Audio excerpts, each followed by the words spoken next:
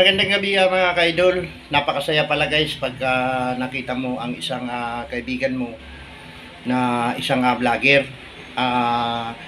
Guys, share ko lang po sa inyo, no. Nakita po kami kanina ni kaibigang Jason Kapili at yun, napakasaya po guys.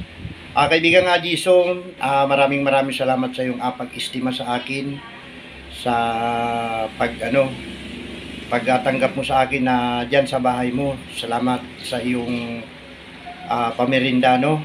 Thank you very much sa iyo kaibigang Jason.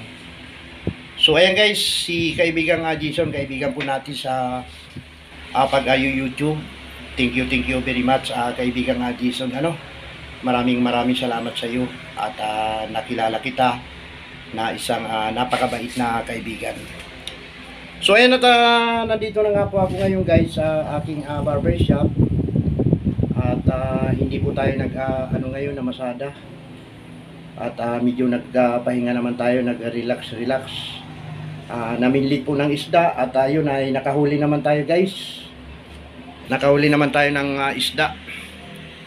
Nakakuha naman tayo ng kulang 1 kilo. Hindi ko na pinakita guys yung yung aking pamiminlit kasi mababasa yung cellphone ko.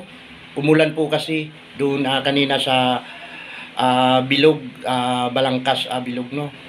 At yun nga ay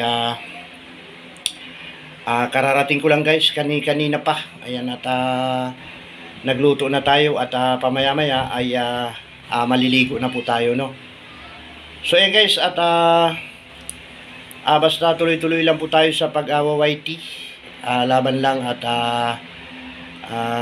kahit na paunti-unti ang mga views natin, basta tuloy-tuloy lang tayo. So paano guys, hanggang dito na lang po ang vlog na to. Maraming salamat. Short videos lamang po. Ayan, bye-bye na po.